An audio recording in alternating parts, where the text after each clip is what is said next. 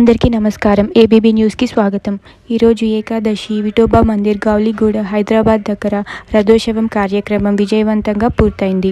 ఆర్యవైశ్య సంఘం అఫ్జల్గంజ్ హైదరాబాద్ అధ్యక్షుడు S Srinivas Gupta, general secretary Chandrashekar Dasari, కోశాధికారి K Ramesh, joint secretary LB Laxman, organiser secretary K Pradeep ఈరోజు కార్యక్రమం సందర్భంగా డీసీపీ, ఏఎస్పీ మరియు అఫ్జల్గంజ్ ఇన్స్పెక్టర్ జి లింగేశ్వరరావు మరియు తన బృందం మరియు సుల్తాన్ బజార్ ట్రాఫిక్ పోలీసుల బెస్ట్ ఫ్రెండ్ ఇంతజాం, వాసవి క్లబ్, వైశ్య హాస్టల్, వాసవి సేవా కేంద్రకు కృతజ్ఞతలు తెలియజేస్తున్నాము.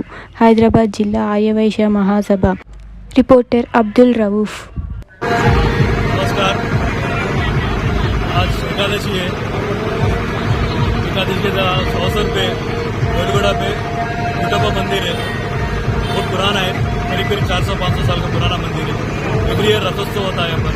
गौलिगूड़ा से लेकर अफजलगंज प्रोसेशन होता भगवान का, पांडुरंग भगवान का एवरी ईयर होता। हमारा संगम आचार है, आर्यवैश्य अफजलगंज संगम की तरफ से प्रेसिडेंट श्रीनिवास गुप्ता, हमारा जनरल सेक्रेटरी चंद्रशेखर दासरी, हमारा ट्रेजरर है कोलकाता रमेश, और जॉइंट सेक्रेटरी है लक्ष्मण गुप्ता, ऑर्गन सेक्रेटरी है प्रदीप है, हमारा भी IVP भी बुटला नरसिंह राव।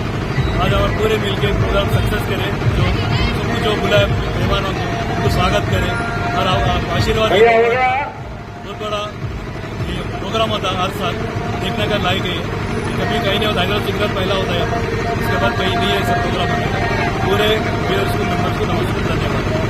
నది అని నగర నడిబొడ్డున హైదరాబాద్లో పాతపట్నంలో వెళ్తున్నటువంటి విఠలేశ్వర గుడి పుష్పదా నది అని పేరుంది. ఇక్కడ గౌలిగూడలోని 150 సంవత్సరాల నుంచి పాత మందిరం. అది చాలా అతి పురాతనమైన మందిరం, మహత్యం గల పాండురంగ భగవానుడి విగ్రహం.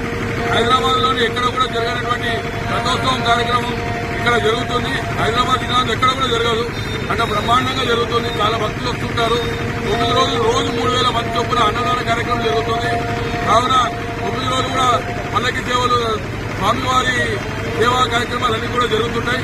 భక్తులందరూ కూడా రోజు 3000 మంది భోజనాలు కూడా చేస్తుంటారని మనం చేస్తున్నాం. ఇక్కడ వేదిక అంతలో